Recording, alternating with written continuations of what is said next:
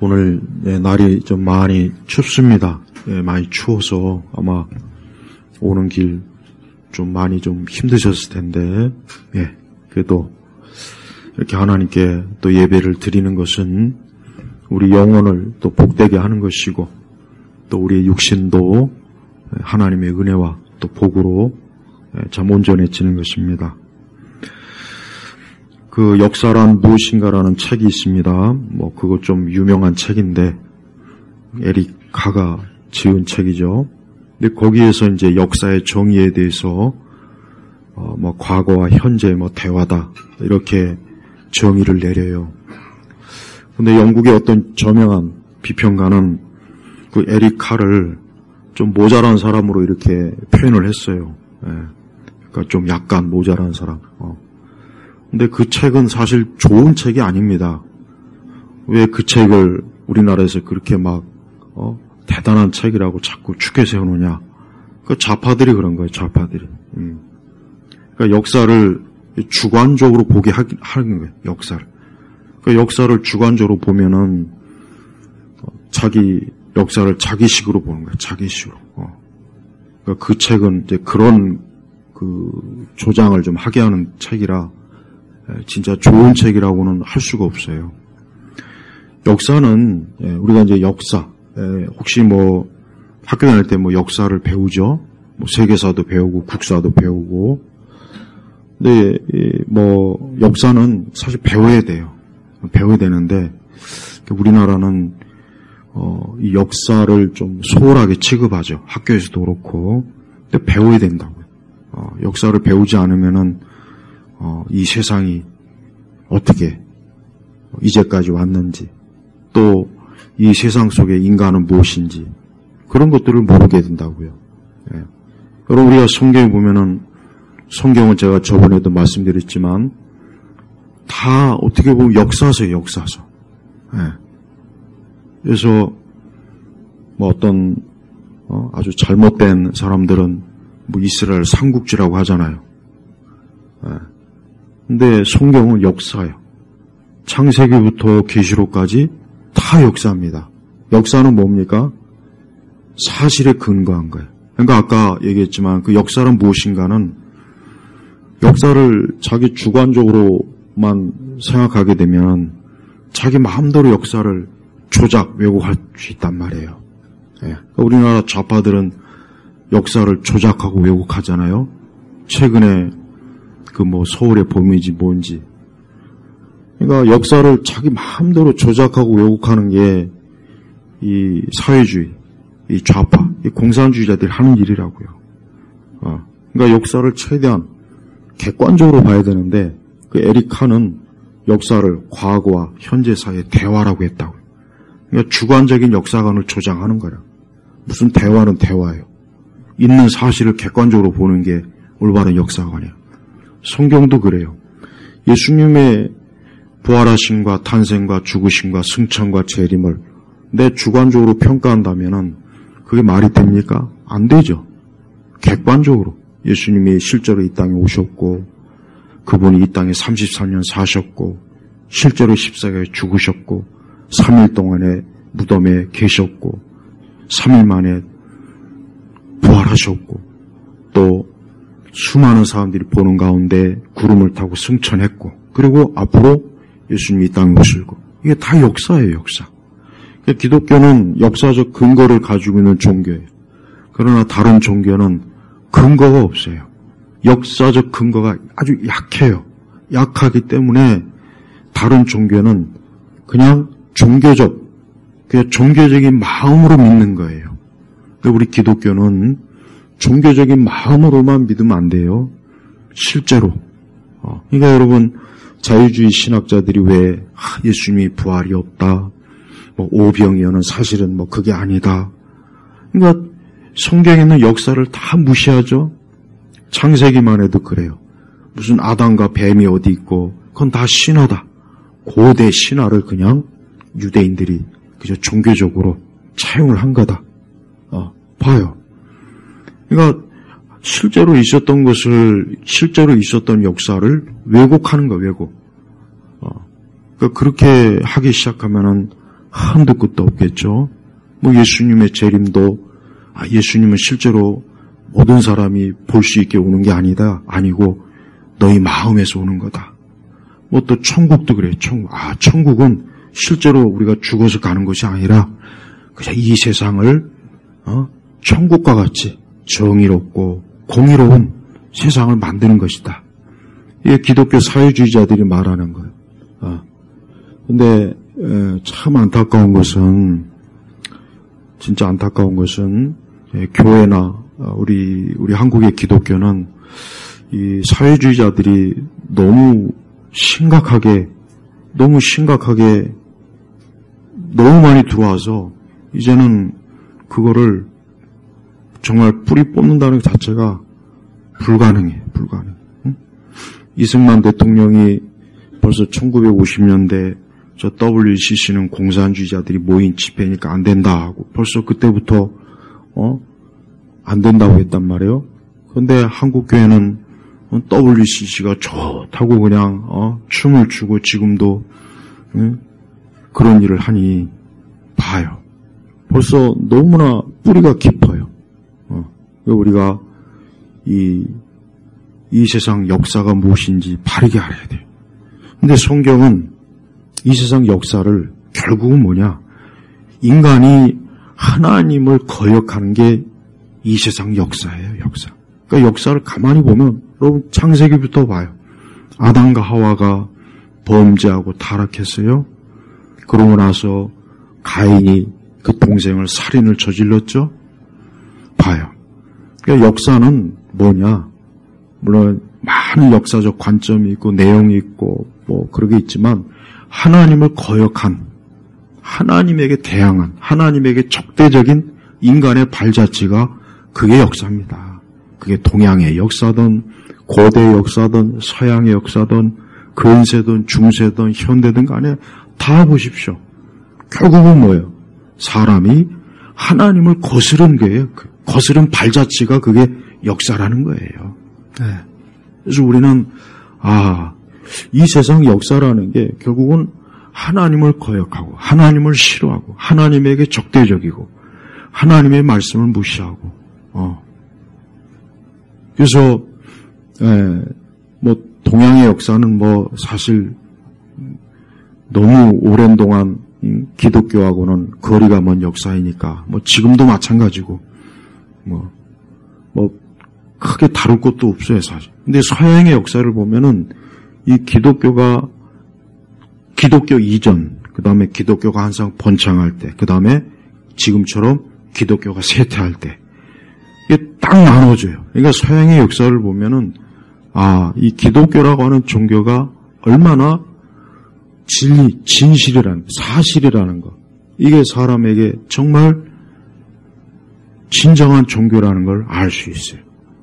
그래서 우리가 알다시피 예수 그리스도의 복음이 이제 사도들 이후에 사도행전에 보면은 이 복음이 소아시아를 중심으로 계속 퍼져갔어요. 그러고 나서 결국은 어때요? 로마 제국에서 엄청난 핍박을 받았죠. 그러다가 나중에 이제 콘스탄틴이 기독교를 공인했어요. 국교화했다고요. 근데 이게 왜 그러느냐? 콘스탄틴이 뭐 마음이 착해서 그가 개심하고 개종해서 그런 게 아니라 그 당시 로마 제국의 거의 80~90%가 기독교에 호의적이기 때문에 기독교를 인정하지 않으면은 제국을 통치하기가 힘든 거예요. 그래서 할 수 없이 자기는 싫은데 그냥 겉으로 이젠 우리는 이 로마 제국은 기독교를 믿는 그런 제국이다. 할 수 없이 그런 거, 할 수 없이. 그래가지고 콘스탄틴은 죽을 때까지 그냥 버틴게다가 죽기 직전에 세례 받았잖아요. 그러니까 그러고 나서 이제 기독교가 번성했어요.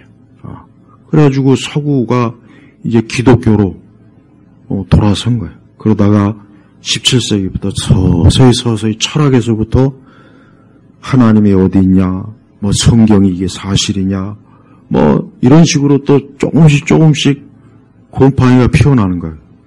곰팡이 피어나죠. 곰팡이. 이거 오늘 봤어요. 참.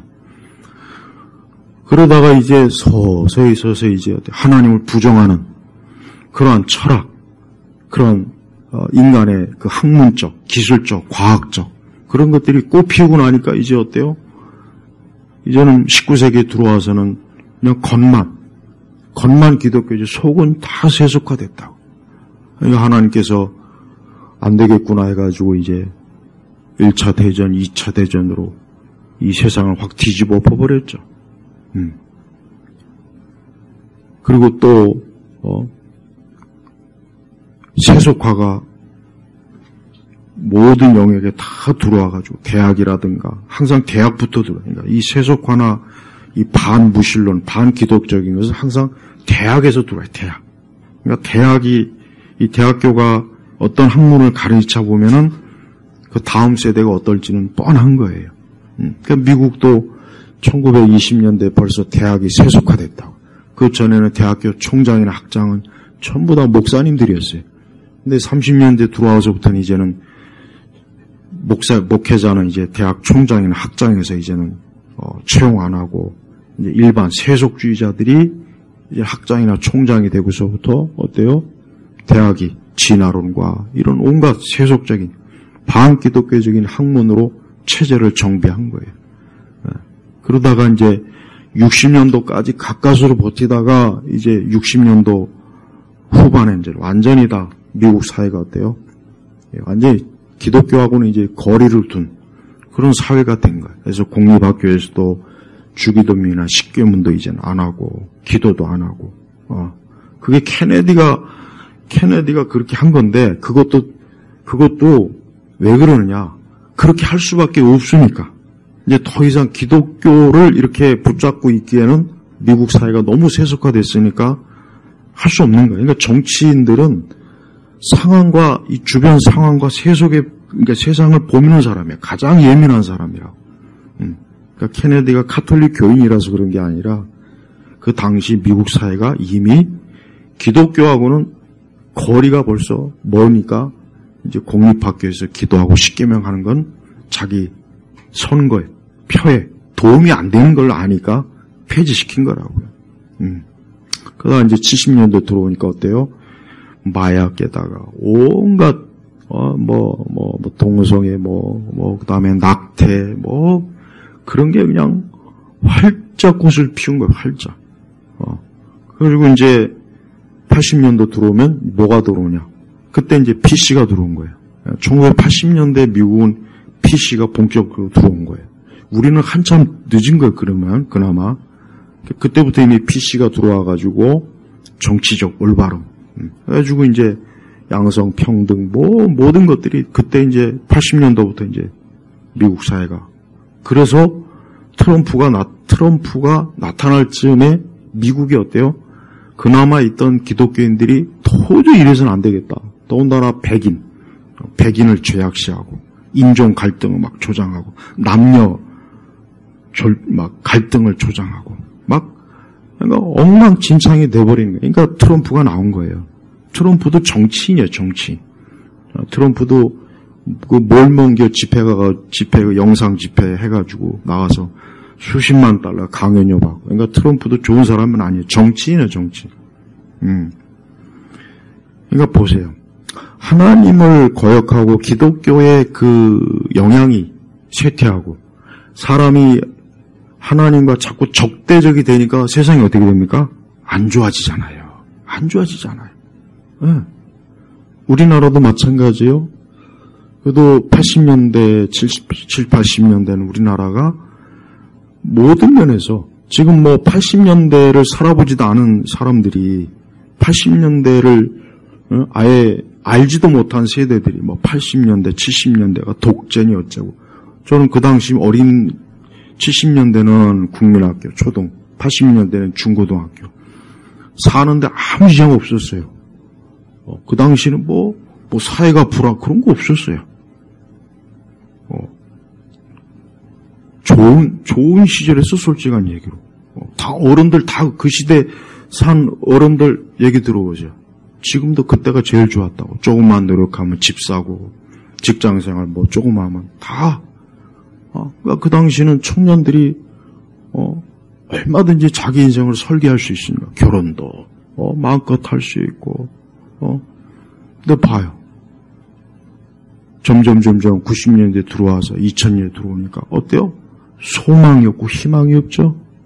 근데 가만히 보면 기독교가 기독교가 언제 쇠퇴하냐면 딱 90년도 딱 쇠퇴. 그때 이제 벌써 교회가 정체됐다. 막 그때 그 얘기가 많이 나왔대요. 제가 신학교에 막 들어오기 시작할 때. 예. 그래가지고 벌써 이미 그때 교회가 쇠퇴하고. 교회가 쇠퇴하는 시점이 우리 한국 사회가 사람들이 살기 힘드네. 막 살기가 어렵다. 그런 시기예요. 그러니까 여러분 우리가 이 세상을 볼 때 하나님의 통치와 사랑과 능력이 줄어들면 그 사회나 그 시대가 어두워지는 거예요. 지금도 마찬가지예요.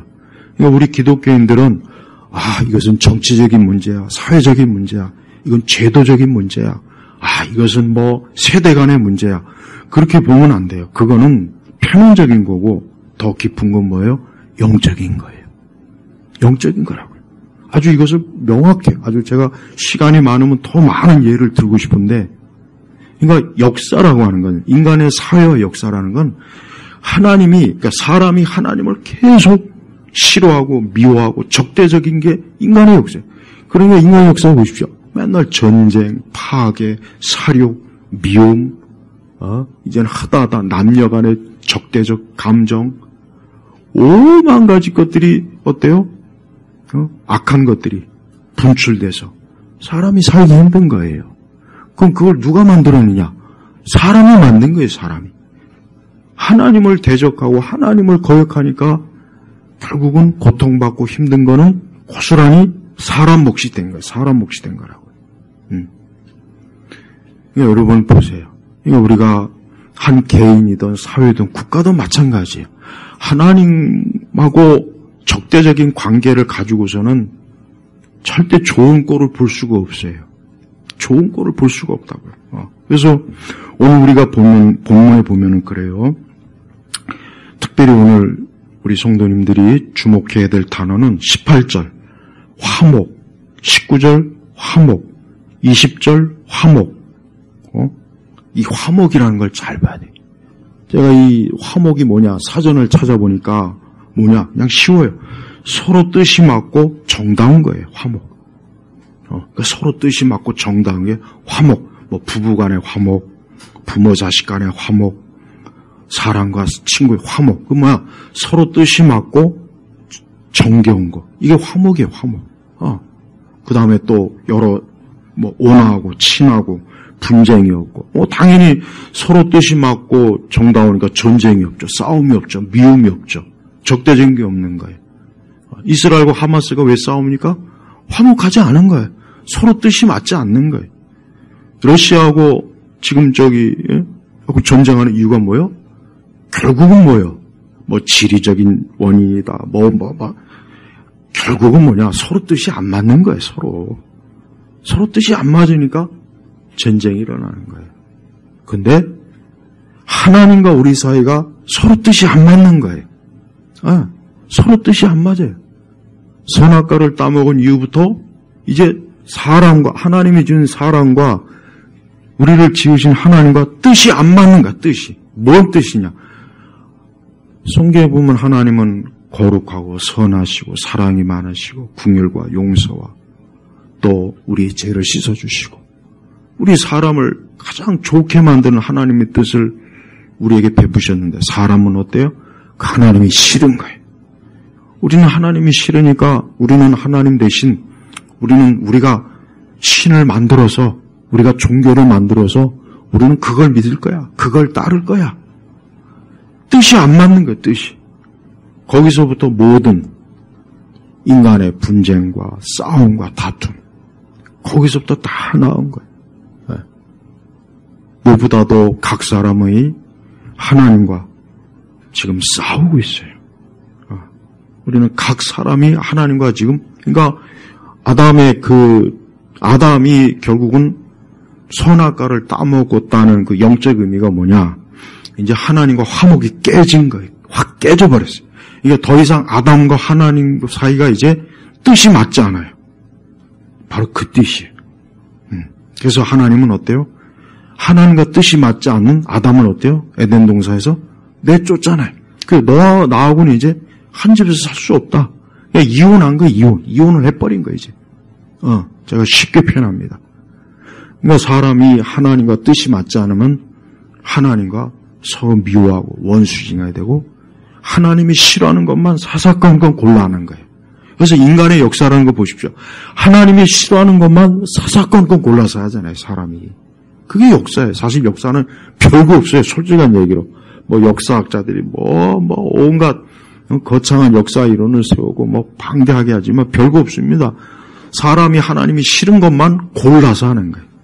여러분이 자녀를 키울 때 그 자녀들이 부모가 싫어하는 것만 골라 할 때 어때요? 얼마나 아주 그냥 얄밉지 않습니까? 사람이 하나님이 싫어하는 것만 골라서 사사건건 하니까 하나님과 사람 사이에 어때요? 뜻이 맞지 않는 거예요. 근데 문제는 그렇게 해서 손해보는 쪽은 어디냐? 사람이요. 그렇게 해서 손해보는 쪽은 사람이요. 벌써 아담이 범죄하니까 죽음이 왔죠. 죽음이 왔잖아요. 파멸. 늙고 병들고 고생하고 괴롭고 이제 하다 이 자연 만물도 이 자연도 오늘같이 이렇게 날이 왜 추워요? 아담이 죄져서 이렇게 추운 거예요. 그리고 세상에 온갖 질병은 왜 옵니까? 아담이 죄지니까 하나님과 뜻이 맞지 않아요. 그러니까 모든 질병이 그냥 사람한테 있는 거예요. 이 하나님과 뜻이 맞지 않는 건 참 골치 아픈 거예요. 근데 각 사람도 마찬가지예요. 하나님과 뜻이 맞지 않는 인생들은 어떻게 살아합니까? 자기 마음대로 사는 거야. 자기 마음대로. 하나님이 어딨냐? 난 하나님 같은 거하고 난 관련 없어. 난 하나님하고 아예 관심이 없어. 벌써 하나님과 뜻이 맞지 않네요. 왜? 아니, 사람을 하나님이 창조했잖아요. 창조했고, 하나님의 형상이 있고, 그럼 당연히 이제 하나님의 뜻과 맞아서 함께, 하나님과 오손도손, 복되게, 그 에덴 동산에서 잘 살면 얼마나 좋았겠습니까? 그럼 독감도 없고, 코로나도 없고, 실업도 없고, 직장에 나가서 고생하는 것도 없고, 추위도 없고, 더위도 없고, 얼마나 좋았겠어요. 그런데 하나님과 뜻이 맞지 않아 버렸어요. 그만 교묘한 뱀이 하와를 깨뜨리고 하와가 아담을 깨고 하와에서 딱 끊어졌으면 얼마나 좋았을까. 그러면 하와만 딱 쫓아버리고 아담은 새 장가 들면 되잖아요.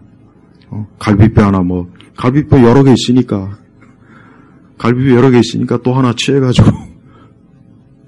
하와보다 더 예쁘고 더 근데 아담이 결국은 하나님과 아담과 언약을 맺었기 때문에 아담이 책임 있는 거예요. 그러니까 하와를 탓하면 안 돼요. 하와를 탓하면 아담이 범죄한 거예요. 아담이. 그거 우리가 잘 알아요. 로마서도 잘 나오잖아요. 그러니까 아담이 범죄하니까 하나님은 어때요?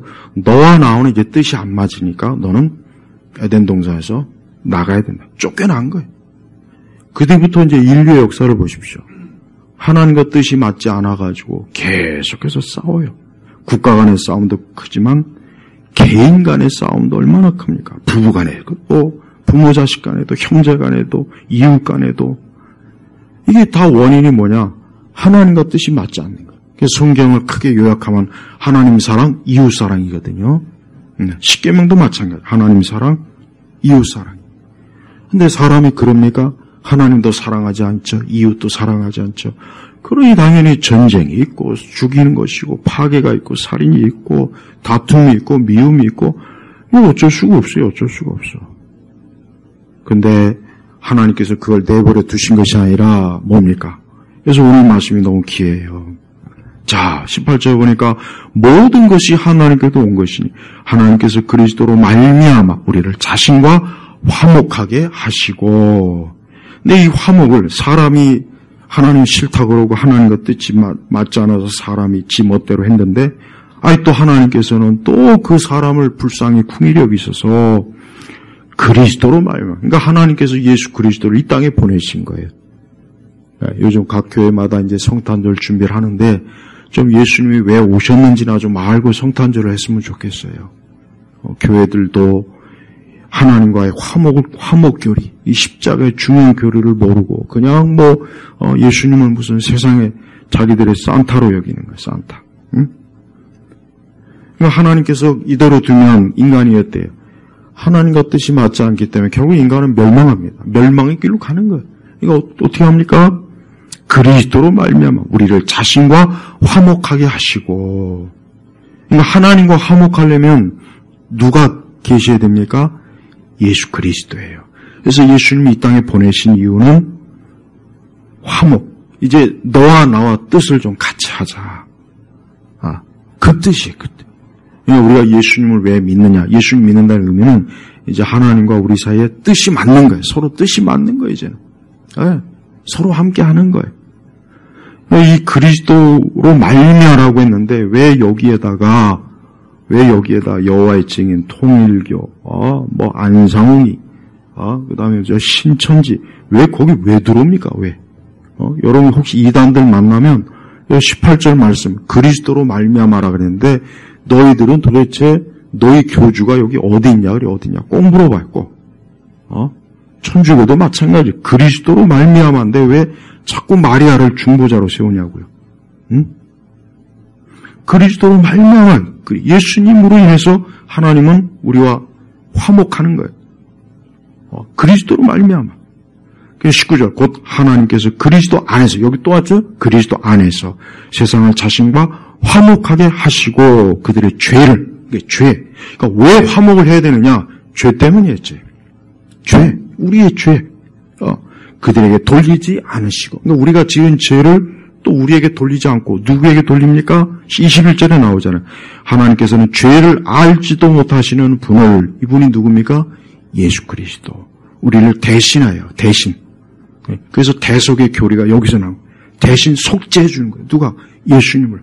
죄는 우리가 졌는데 하나님께서 그 아들을 잡아다가 십자가에 매달아갖고 피 흘리게 한 거예요. 그래서 하나님과 우리 사이에 화목. 여러분 하나님이 얼마나 그 사랑이 말로 나올 수 깊어요. 하나님께서 친히 화목 제물을 예수님을 준비하시고 예수님을 십자가에 잡아서 피 흘리게 하시고 이제 너와 나와 화목하자. 서로 뜻을 같이 하자. 싸우고 다투지 말자. 미워하지 말자. 바로 이거예요. 이 기독교의 이 복음이라고 하는 것은 가장 귀한 거예요. 나는 불교 승려들의 그 설법도 내가 쭉 들어보면은 좋은 말은 있긴 하지만 너무나 황당하고 근거도 없고 무슨 우리나라 불교는 너무 그러니까 불교도 우리나라의 무속에 너무 깊이 그냥 확 먹혀들어요. 그러니까 우리나라 들어온 모든 외래 종교가 다 무속에 먹혀버렸어요. 기독교도 마찬가지고. 제가 요즘 그러니까 이 기독교에 대해서 당연히 이건 말할 것도 없지만 내가 신학을 쭉 수십 년 동안 공부하면서 무슨 생각이 드냐면 이 서구 신학은 물론 좋기는 한데 이 동양적 관점에서 부족한 게 너무 많아요. 맞는 말이긴 해요. 근데 특히 우리 한국 같은 경우도 마찬가지예요. 이 서구 신학은 우리 한국 사람의 그 오랜 동안 정서, 무속, 불교, 유교, 샤머니즘 이런 정서를 신학에서 다루질 못하고 있어요. 물론 다 다루지는 못한 건 아닌데 그러다 보니까 이 서구 신학을 가지고는 부족해요. 내가 이걸 확실히 알겠더라고요. 그러니까 우리나라 기독교가 그렇게 신학을 해도 실제적인 교회에서는 전혀 성경의 말씀의 진리를 우리 한국 정세에 깊이 빠져 있는 이 사람들에게 이게 해결을 못하는 게 너무 많습니다. 그러니까 기독교가 기복으로 가는 거예요. 그러니까 기독교가 기복으로 가고 오순절에 빠지고 이상한 은사주의도 자꾸 빠지고 그러니까 이 서구 신학이 좋기는 한데 역시 서구 신학은 서구적 토대에서 이게 한 거라 이게 우리 관점에서 이 정통 신학을 우리 관점에서도 이렇게 다뤄야 되는데 그런 책이 없어요. 없다고요. 그래서 참 안타까워요. 한때 토착과 신학이니 뭐니 그 거지 같은 성찬도 우리는 포도주로 하고 막걸리로 하자고 그러고 왜 아예 그냥 돼지 삼겹살을 같이 놓고 하지 이왕이면 그 말 같잖아. 토착과 신학.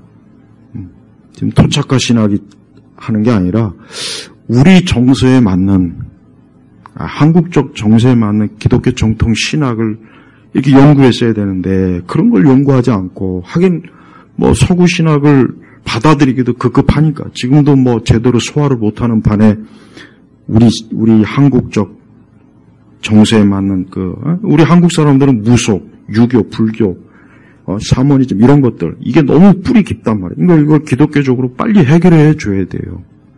여러분 무당들이 귀신 잡기 쫓을 때 칼을 던지면은 그 잡기가 나갔냐 안 나갔냐를 어떻게 파악할 수 있냐? 그 칼이 딱 십자가 형태로 딱 꽂아져야 돼요. 그게 안 꽂아지면은 귀신이 못 쫓은 거예요. 그 무당이.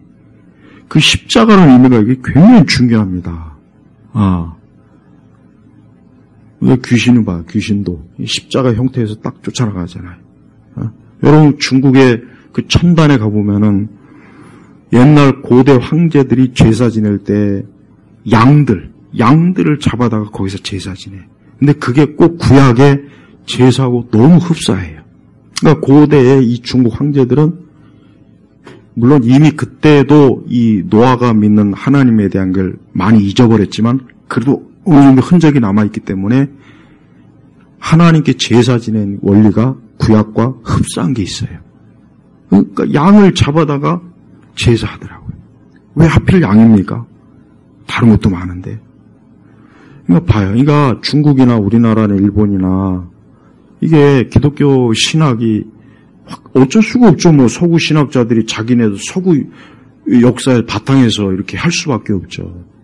그러니까 만약에 이 기독교가 조선 중기나 초기에 들어왔으면 얼마나 좋았을까. 그러면은 그냥 우리나라 그 선비들이 또 공부는 얼마나 잘합니까. 그 중에서도 칼빈 못지않은 어거스틴 못지않은 학자들이 나와서 그 신학을 썼으면 얼마나 좋았겠냐 이거예요. 그게 난 안타깝더라고요. 정약용 같은 사람이 신학 공부했으면 진짜 아마 칼빈보다 더 위대했을 것 같아요. 내가 볼 때 태계 이황이나 이런 사람들이. 그러니까 분명히 성경의 말씀을 맞는데 또 정통신학이 맞는데 우리 한국적 정서에서 이걸 적용을 못하니까 이거 거리감이 있는 거예요. 그러니까 봐요. 신학교에서 배운 신학이 목회 현장에서는 아무 쓸모없단 말을 너무 많이 하죠. 근데 그게 왜 그러냐면 우리 한국 사람들이 정서가 있대요. 고유의 정서. 이거를 매치를 못하니까 그런 거예요. 우리 한국 사람들은 예수님과의 화목의 이 교리를 정말 알아야 됩니다. 더 이상 유교 경전, 불교, 일제 그 총독부가 한국의 종교는 딱 세 가지, 유교, 불교, 기독교. 딱 그 문서에 그렇게 하더라고요. 한국의 종교는 딱 요 세 가지다. 요 외에는 그냥 유사 종교, 잡종교, 그러니까 잡신이라는 거 잡신. 그러니까 벌써 일본 사람들도 이 종교로서 인정할 수 있는 것은 유교가 아니구나. 참 유교가 아니다. 불교, 그 다음에 기독교, 그 다음에 또 하나 뭐가 있는데 무속인가? 유교가 아니에요. 참 유교는 종교로 안 들어갔어. 참 착각했네. 그러니까 우리나라 정서상 왜 예수님을 믿어야 되는가? 왜 예수님을 믿지 않으니까 이 모양 이 꼴인가? 흔히 말해서 우리나라 사람들은 재수가 있다 없다, 연초에 점을 보고 사주를 보고 여전히 이게 뿌리가 엄청나게 깊어요. 선거 때만 되면 지 아버지 어머니 무덤 파헤쳐갖고 엉뚱한 데다 옮겨놓고 선거 때만 정치인들이 유명한 점장이들 진짜 많이 찾아갑니다. 이번에 될 거냐 안 될 거냐. 그러니까 그런 거를 기독교적으로 잘 해결해 줬으면 얼마나 좋았겠어요. 왜 교회 다니면서도 왜 많은 사람들이 점집에 왜 가냐 이거야. 왜 가서 왜 점을 보냐 이거예요. 교회에서 왜 그걸 제대로 안 가르쳐 주니까. 20절에 보니까 그러므로 우리를 그리스도를 대신한 대사로 하나님께서 우리를 통하여 권면하시는 것 같이 그리스도를 대신하여 간구하는 너희는 하나님과 화목해라. 하나님과 화목하는 게 가장 중요한 거예요. 팔자가 중요한 게 아니에요. 손금이 중요한 게 아니에요. 관상이 중요한 게 아니에요. 내가 태어난 날씨 이런 거 아무 소용 없어요. 무당 백날 찾을 소용이 없어요. 하나님과 화목하지 않으면 해결이 안 돼요. 그러니까 우리나라 사람한테는 그렇게 가르쳐야 돼요. 하나님과 화목하기 전까진 너의 팔자니 관상이니 사주니 조상이니 뭐고 아무것도 해결 못 해준다. 그러니까 하나님과 화목해라 이거. 그래서 부처하고 화목해봐야 아무 소용이 없다 이거야. 절에 가서 아무리 설법을 들어봐야 거기 가서 너의 삶과 죽음의 궁극적인 문제는 해결이 안 된다. 하나님과 화목해라 이거야. 저 북한도 그래요. 저 북한도 저 유교 국가예요. 북한도 유교. 김일성의 기독교를 철저하게 차용해가지고 이 주체사상도 마찬가지고 유교와 기독교를 합친 게 저 북한입니다. 그래서 어버이 유교적 관점이죠. 그 다음에 모든 그 북한의 그 지도 체제 이 주체사상 교리가 전부 다 기독교에 다 차용한 거예요. 그러니까 저 사람들도 마찬가지. 하나님과 화목하기 전에는 지상천국은 없다. 하나님과 화목하기 전에는 어떤 방법으로도 그 삶이 개선될 수도 없고 나아질 수도 없고 현세와 내세 아무것도 해결될 수 없다. 이런 걸 가르쳐야 된다고요. 우리가 왜 예수님 믿습니까? 오늘 그랬죠? 하나님과 화목해라 그랬어요. 여러분 우리의 근본, 인간의 근본적인 문제가 뭐냐? 하나님과 화목하지 않기 때문에 그러는 거예요. 부모 자식 간의 문제도, 부부 간의 문제도 모든 문제가 마찬가지예요. 우리 사회 체계, 정치, 경제 다 따지고 보면은 인간이 어때요? 하나님과 화목하지 않아서 생긴 문제들이 그게 파편으로 된 거예요. 다. 여러분 지금 이 세상은 점점 더 굉장히 골치 아픈 상황으로 지금 치닫고 있어요. 점점 더 골치 아픈 세상. 이젠 정말 사람이, 여러분 최근에 어제 어떤 뉴스 보니까, 여러분 AI에다가 이제 인간의 그 세포를 이식한대요. 인간을, 세포. 그러니까 단순히 이게 AI가 기계가 아니에요. 인간의 세포를 이식하게 되면 그걸 사람이라고 해야 될지, 기계라고 해야 될지, 이제 그것마저도 이제는 불분명한 엄청난 상황이 지금 닥치고 있어요. 네. 지금 세상은 엄청나게 사람들이 골치 아프고 고통스럽고 더 파괴적인 세계로 가는데 이게 어디서 왜 이렇게 가느냐? 하나님과 화목하지 않은 이 세상이 결국은 그런 막다른 자기 파멸로 가는 거예요. 하나님과 화목하지 않은 채 좋은 직장에 다니고 뭐 결혼을 하고 좋은 집에 살고 좋은 차를 끌어다니고 하나님과 화목하지 않은 상태에서 연봉이 이번에 엄청나게 올랐다. 아무 소용이 없습니다. 그렇게 해봐야 그거는 뭐요? 더 큰 재앙만 쌓는 거예요. 사람들이 그걸 몰라요. 하나님과 화목하지 않은 상태에서는 자기에게 오는 모든 것들은 다 재앙이에요. 재앙. 정신적인 고통도 하나님과 화목하지 않아서 생긴 거예요. 여러분 정신적인 그 문제들에 관한 그 내용들을 읽어보면 엄청나게 진짜 정말 최악입니다. 최악. 네. 그거를 겪어보지 않거나 그거를 자기 가족이나 자기 가까운 사람들이 그런 사람이 없는 사람은 이해를 못할 정도로 무진장의 문제하게 인간의 이 정신적인 이 문제가 생기면은 정말 지옥입니다. 지옥. 그 주변 사람들은 지옥이야. 본인도 지옥이고. 그럼 그것도 결국은 왜 그렇습니까? 여러분, 하나님께서 아담을 창조했을 때 선악과 따먹기 이전에 아담이 뭐 불면증이 있었겠어요? 조현병이 있었겠어요? 정신분열이 있겠습니까? 사이코적인 기질이 있겠어요? 전혀 없어요. 전혀 없어요. 완전한 정신과 마음과 기질도 마찬가지. 요즘 뭐 애들이 16가지의 그 기질, 그거 가지고 서로 뭐 내 기질은 이거, 나는 이거다, 너는 이거다. 그거 똑같은 거예요. 인간의 기질이 거기서 다 거기지 뭘 더 낫습니까? 더 나은 기질은 없어요. 그러니까 사람이 하나님과 화목하지 않은 상태는 뭘 해도 결국은 원점으로 또 돌아오는 거예요. 원점으로 돌아와요. 그러니까 이 세상 역사를 보십시오. 그렇게 많은 것들을 시도하고 그렇게 많은 방법, 사회 구조, 정치 구조 막 해도 안 되잖아요. 안 돼. 그런데 기독교가 왕성했을 때는 모든 게 다 좋아졌어요. 기독교가 들어오면은 모든 게 다 바로 잡히는 거예요. 바로 잡히는 거예요. 물론 여전히 사람이 본성이 여전히 우리가 타락한 게 있지만 그리스도로 인하여서 우리가 온전해지면 어때요? 확실히 더 좋은 사회, 좋은 국가, 좋은 가정, 좋은 이웃, 좋은 친구, 좋은 자녀, 좋은 학생, 좋은 선생님. 네. 어제 충남에서 그 인권조례가 폐지됐잖아요. 내가 거기 관련한 목사님한테 얘기 들었는데, 거기서 민주당 애들이 나와가지고, 이게 어쩌고저쩌고 아니라고 3시간 동안 열변을 토하는데 아주 지긋지긋하다고 아주 그러더라고요. 인권조례도 마찬가지예요. 하나님 말씀처럼 내 이웃을 내 몸같이 사랑을 했으면, 선생님과 아이들이 서로 사랑하면, 그러면 끝나는 건데, 어때요? 서로 미워하잖아요. 그럼 왜 거기서 나왔습니까? 왜 미움이 있겠습니까? 하나님 사랑하지 않으니까 그런 거예요. 하나님 사랑하지 않으니까 결국은 이 세상의 모든 게 어때요? 서로 치고받고 그러는 거예요. 음모론자들이 그런 얘기를 하죠.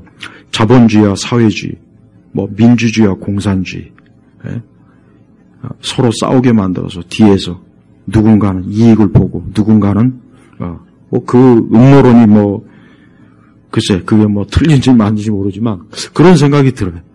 마귀 새끼가 뒤에서 서로 싸움질하고 싸움 붙여놓고 마귀는 뒤에서 좋다고 웃고. 근데 거기에서 해방될 수 있는 길이 뭐냐? 우리가 그리스도를 통해서 하나님과 화목하면 돼요. 그러니까 마귀는 뒤에서 확실히 마귀는 사단은 뒤에서 서로 싸움질, 서로 싸우기만 다투게 만들고 서로 미워, 증오, 적대감을 형성시키는 거예요. 뒤에서 좋아할 존재는 마귀밖에 없을 것 같아요. 근데 하나님은 어때요? 그런 사람들 사이를 화목하게. 그러니까 하나님과 화목하면 사람들과도 화목하게 돼 있어요. 그래서 분명히 그랬잖아요. 18절에 우리에게 화목의 직분을 주셨다. 우리에게 화목의 직분. 하나님과 화목한 사람은 이제 하나님과 화목하기 때문에 주변의 모든 사람들과도 화목할 수 있는 거예요. 화목할 수 있는 거예요. 여러분, 세상이 법으로 해결 안 됩니다. 법으로 절대 세상이 좋아지질 않아요. 해결 안 됩니다. 또 무식하고 어리석은 사람들이 법으로 해결할 수 있다? 이미 중국에서 다 실험했어요. 네. 해결이 안 돼요. 이 세상은 하나님의 사랑만이 모든 걸 해결할 수 있어요. 정신적으로 고통받는 사람에게도 사랑을 많이 쏟아부어주면은 그의 모든 것들이 좋아집니다. 좋아져요. 약물로 해결이 안 돼요. 마약에 빠진 사람들도 자기 삶이 외롭고 괴롭고 지치고 힘드니까 또 가진 건 많은데 공허하니까 마약을 통해서 뭔가 채워보려고 하는 거예요. 그 사람들에게도 부족한 게 뭐겠습니까? 사랑이에요, 사랑. 사랑이라고. 예수님께서 이 땅에 오신 이유가 뭐겠습니까? 바로 화목이에요, 화목. 그러니까 바울은 자기가 나는 그리스도를 대신하여 간구하는데 너희는 하나님과 화목해라. 오늘날 교회에서 많이 선포해야 될 말씀은 이런 거예요. 맨날 그 쓸데없는 이상한 힐링 설교하지 말고 그놈의 힐링 설교도 지긋지긋합니다. 하나님과 화목에 대한 교리, 십자가의 교리, 이런 은혜의 교리를 많이 성도들에게 들려줘야 우리 성도들 마음도 강팍하지 않고 사랑이 가득하고 또 우리가 이 세상을 살아가는데 저 죄악된 세상을 불쌍히 여기고 긍휼히 여기는 마음 가지고 우리가 또 그렇게 볼 수 있지 않겠습니까? 무엇보다도 그래요. 우리는 하나님과 화목해야 돼요. 하나님과 화목한 게 가장 좋은 거예요. 우리 스스로 자기 인생이 복되기 원하잖아요. 그래서 제가 금요일날에도 말씀 전했지만 요즘 그냥 유튜브나 이런 방송에 보면은 인생 코치들이 강연을 많이 해요. 누구. 어떤 코치는 그냥 아주 진짜 말 같지도 않은 걸 하고 요즘은 또 불교 승려들도 또 그거 하더라고요. 이제 하다 무당들도 막 인생 코치 강연을 하더만 참 어이가 없어갖고. 근데 그런 거 백날 천날 들어봐야 아무 소용없습니다. 하나님과 화목하지 않는 이상은 아무리 최고의 1류급 인생 코치 강연을 백날 천날 들어봐야 아무 소용이 없어요. 몸이 썩어나는데 거기다 반창고 바른다고 해서 되겠어요? 안 돼요, 안 돼. 뭐가 필요합니까? 하나님과 화목한 거예요. 절에 가는 사람들 제발 좀 절에 가서 승려의 설법을 듣고 부처 앞에서 그거 한번 백날 해보십시오. 아마 귀신만 더 꼬일 겁니다. 본인들도 알고 있을 거예요. 하나님과 화목하기 전에는 안 돼요. 인생은 하나님과 화목할 때 거기서부터 이제 모든 것들이 하나하나 해결이 돼요. 원수 맺는 것도 끊어지고 저주도 끊어지고 저주도 끊어져요. 재앙도 끊어지는 거예요. 그러니까 이 세상은 하나님과 화목하기 전에는 어떤 것도 해결이 안 되는 구조 이겁니다. 그래서 우리 성도들은 하나님과 화목, 우리 아이들도 하나님과 화목할 때 좋은 자녀가 되는 것이고 남편도 아내도 하나님과 화목할 때 좋은 남편과 좋은 자녀가 되는 거예요. 하나님과 화목한 사람이 기업을 운영하고 정치를 할 때 얼마나 세상이 좋아지겠습니까? 근데 하나님과 화목하지 못한 사람들이 손을 대는 것마다 다 어떻게 되겠어요? 다 엉망진창이 되는 거죠. 제발 오늘 하나님과 화목하라 하는 이 말씀 정말 중요한 말씀입니다. 예수님이 이 땅에 오신 것, 성탄절이건 크리스마스건 뭐건 간에 그 하나님의 아들이 이 땅에 오신 건 화목, 우리와 하나님 사이로 화목한 게 서로 사이좋게 뜻이 맞게 그것 때문에 온 거예요. 우리가 하나님과 화목해야 된다 하는 이 말씀을 여러분이 잘 믿고 받아주길 주의 이름으로 축복합니다. 기도하겠습니다. 아버지 하나님 감사합니다. 우리가 하나님과 화목한 거, 우리가 지금 하나님과 화목하고 있다면 가장 행복한 것이고 가장 사랑을 많이 받는 것이고 아무것도 부족할 것이 없으니 우리가 만족하며 인생을 살게 해주시고 아직 하나님과 화목하지 않은 분들이 있다면 이 시간 예수 그리스도로 인하여 그분을 통해서 하나님과 이제는 화목한 그런 인생이 되도록 이 시간도 축복하옵소서. 간절히 기도하며 우리 주 예수님의 이름으로 기도 올렸습니다. 아멘.